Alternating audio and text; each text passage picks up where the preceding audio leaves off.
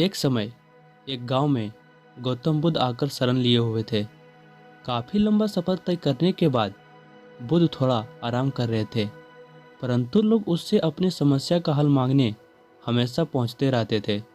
ऐसे में जहां भी वह रुकते वहां लोग लंबी कतार में जमा हो जाते और उनको अपनी समस्या बताते और बुद्ध उनका समस्या को समाधान करते।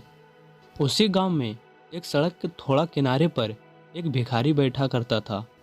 वह रोज देखता कि लोग अपने दुख दर्द और अपनी गंभीर से गंभीर रूपी समस्या को लेकर आते हैं और जब यहाँ से जाते हैं तो उनका चेहरा बेहद खिलखिला रहा होता है। वो मुस्कुरा रहे होते हैं और नए सोच के साथ भरे दिखते हैं। भिखारी के मन में यह विचार आया कि क्यों ना वह भी बुद्ध के पास जाए, उन्हें अपना हाल का सुनाए, परंतु वह डरता था। उसके बाद एक दिन गहरे चिंतन के बाद वह भिखारी बुद्ध के पास गए।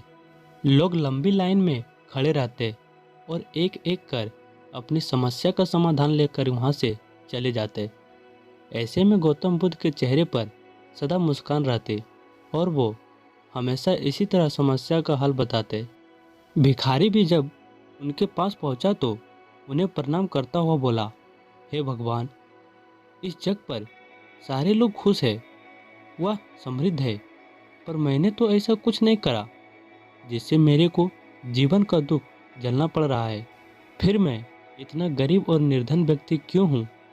इस पर बुद्ध बोले, तुम गरीब और निर्धन इसलिए हो क्योंकि तुमने आज तक सिर्फ मांगा है, किसी को कुछ दिया नहीं। तो वहाँ खड़े लोग सब हैरान रह गए और उसके मन में यह सवाल उठने लगा कि यह गरीब किसी को क्या दे सकता है। इस पर गरीब भिखारी ने बोला कि भगवान, मैं खुद भीख मांगकर गुजारा करता हूँ, भला मैं किसी को क्या दे सकता हूँ। भगवान बुद्ध थोड़ी देर चुप रहे, फिर चुप्पी तोड़कर बोले कि तुम्हारे पास बहुत कुछ है देने को। ईश्वर ने तुम्हें बहुत कुछ दिया है बांटने के लिए, जिसमें सबसे पहले तुम्हारे यह दो हाथ है जिसमें तुम लोगों की मदद या सेवा के लिए इस्तेमाल कर सकते हो। तुम्हारे पास मुस्कुराहट है जिससे दिखाकर दूसरों में नई ऊर्जा का संचार कर सकते हो। मुंह से दो मीठी बातें बोल सकते हो। ईश्वर ने जिसको यह तीन चीजें दी है उसको कभी कोई निर्धन या दुखी नहीं कर सकता।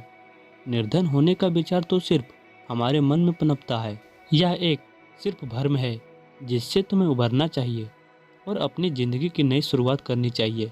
भगवान बुद्ध की बातों को भिखारी सब समझ गया और अपनी जिंदगी की नई